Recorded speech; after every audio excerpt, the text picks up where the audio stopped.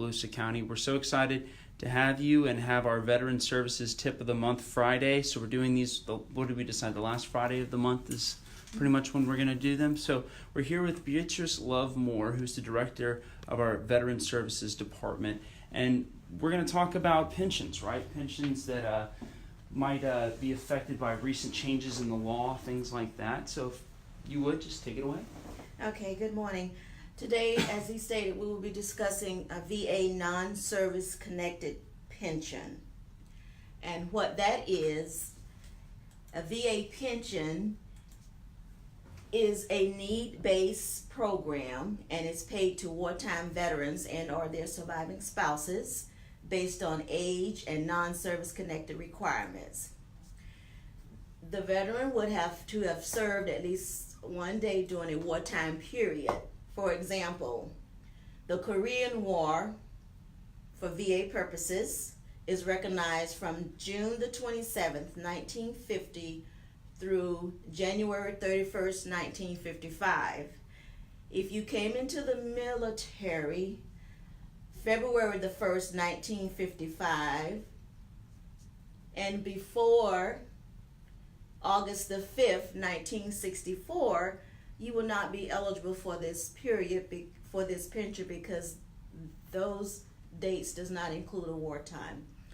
The wartime period for Korea was 1/31/55, and then the wartime period for Vietnam veterans, for those that were in country, that began February the 28th, 1961. But for other veterans who served in Vietnam, that date begins August the 5th, 1964. So that is the initial criteria, wartime service, to apply for this benefit. 90 days or more on active duty with at least one day during your wartime period.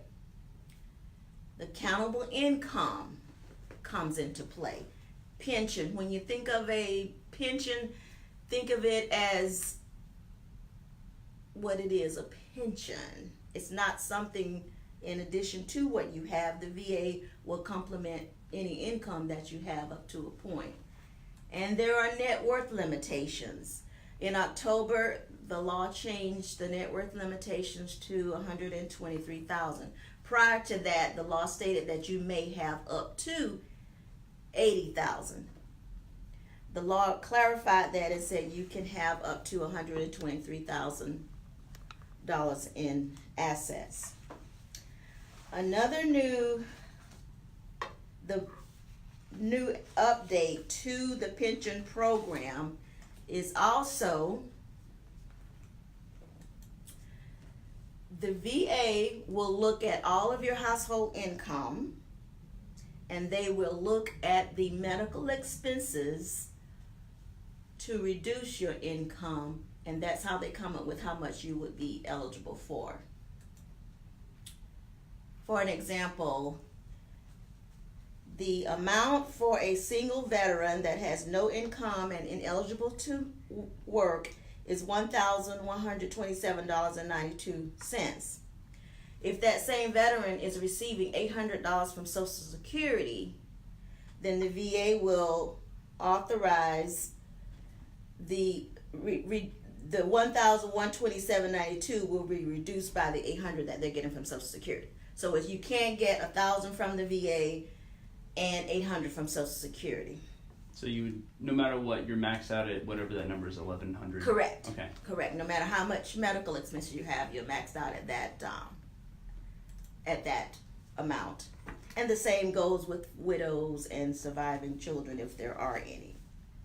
Another major change in the law that was implemented effective October the 18th, the VA even made more forms.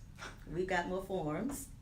So, for example, if you have income other than your VA disability, if you're receiving disability compensation, you can't get both. So if your disability is like 10% and you can get the higher benefit at $1,127.92.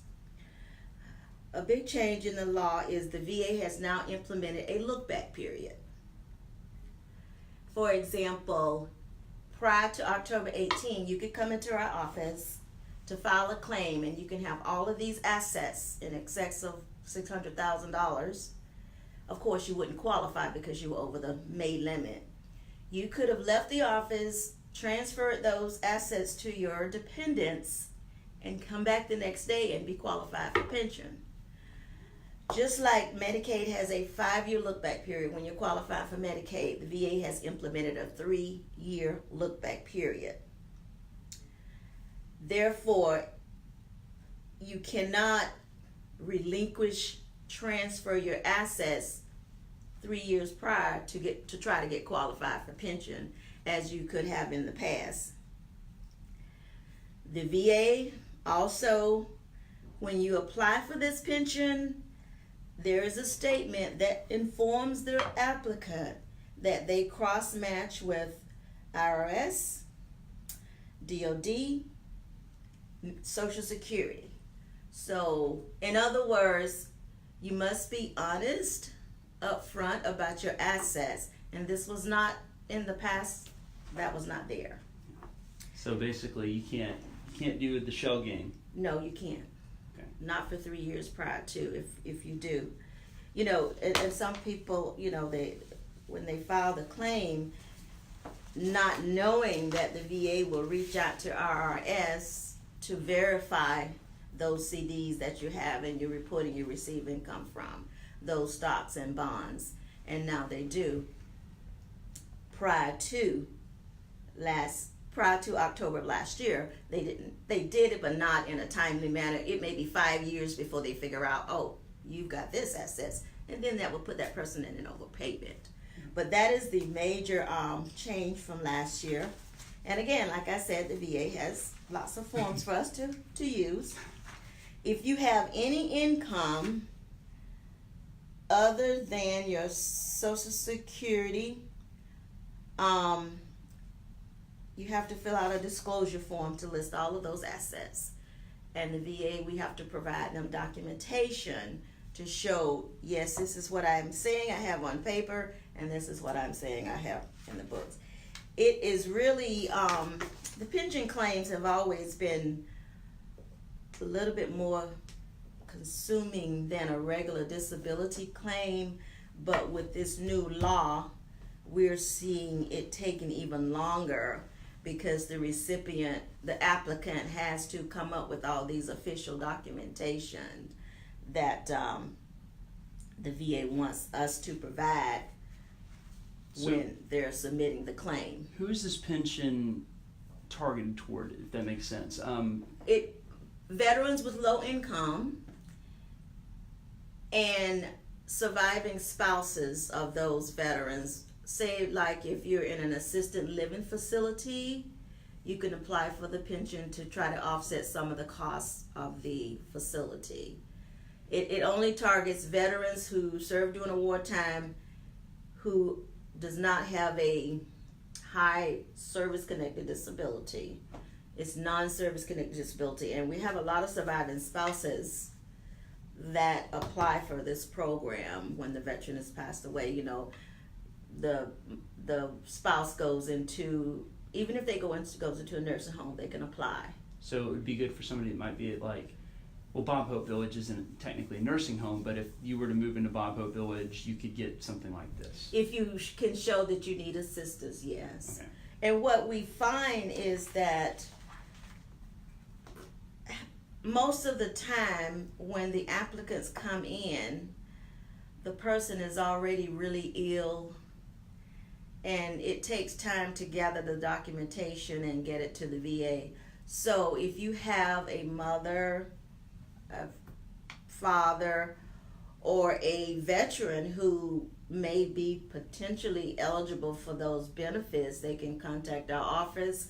We put together a package so that it can give them an overview of what the VA expects and what we have to provide. So it's geared towards those veterans and surviving spouses that has low income. Perfect. And so we have a pretty dedicated little group that's watching this right now. they're not really giving us any questions, but Okay. is there anything else pressing on your mind that may not be even related to this that you might want to cover? Anything you've been noticing in terms of patterns, people coming in, having specific issues, especially this time of year? What we are seeing a lot of come in are proposals to reduce. Reduce. Okay. We're going to move into the disability compensation side. Okay. For an example, say you are a veteran, I file a claim for you, and the VA grants disability.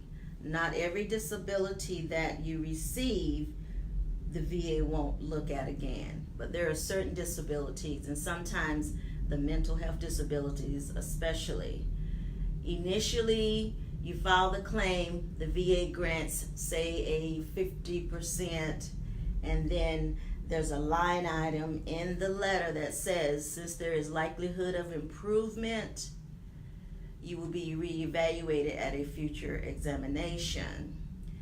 The time frame between that examination and the decision can be 5 years. What our veterans sometimes will do is they're in the treatment up until that point of the initial claim. And then when they're called in for that second interview out of the blue 5 years later, if they're not in continual treatment, the VA may propose to reduce. We've been seeing a number of those come in, not only for mental health conditions, but for, yesterday we had one in the office for sinus issues. He was granted 10%, and the VA said, well, there is a likelihood of improvement. We will examine you at a future date. And the VA doesn't really tell the veteran that specific time frame, but it's normally 5 years. So they can call you 4 years and 6 months. They can call you and 4 say, years and 6 months. hey, by the way, you know you're 50% disability for your TBI or your PTSD, but we have noted when you file a claim and you go for another claim, that examiner will ask you questions about any other problem. They can. Yeah. And they just make their notes, and if the VA determines, see the notes or see something in the medical file, maybe we need to get this person in for an exam. And it's not even for the disability that you went in there for. It's just that you woke up a sleeping giant, maybe, or something like that. So, for example, if I suffered a combat wound, a physical combat wound, and then I also was diagnosed with PTSD and got 70% disability, 5 years later, my PTSD is more manageable than it was, and they say we're going to reduce it to 30% or something like that, right? Mm-hmm. Okay. We see some of that. We see that, yes. And the reason being is, like I said before, if you stop going to treatment, that's an indication to the VA that you're settled. That you you're know well. I mean? You're well. You've improved, and sometimes that confuses the veterans that they can do So this. it's important to make your appointments. Yes. Okay. If you're in treatment, go to it. And there's another thing. A VA decision and a disability, really, nothing is permanent until after 20 years. Even if you have someone permanent in total, out of the gate, 100% service connected permanent in total, if the VA won't come at you to try to, bring you in for an exam, not unless you open another claim for something, and sometime they can reassess you for that. At 15 years, the VA can reduce but not sever unless there's fraud. At 20 years, if you've got it for 20 years, again, unless there's fraud proven, then they can't take it away. But anytime you go in for an examination, the veteran is subject to be questioned regarding another disability. Okay. But we've been seeing a lot of proposals to reduce for disabilities that a veteran has had for years. because they filed something new, and that's really taxing, and they can overcome that if they have some good medical evidence to do so. Okay. I guess the final question, is the VA affected by the shutdown right now? No, Okay. VA services are being provided. They were funded out of a different set of funding. Perfect. All right. Well, I think that's everything, unless you have something you want to add. If you have elderly parents, look at them. If you have any question or any doubt, give us a call and we can help you to determine if they're eligible for benefits before they get on hospice, something like that. Quality of life. Quality of life, yes. Perfect. All right. We'll leave it there. Thanks everybody for watching. Leave questions you have in the comments, and we will be certain to get them over here to the Veteran Services Department. Until then, we'll talk to you guys later.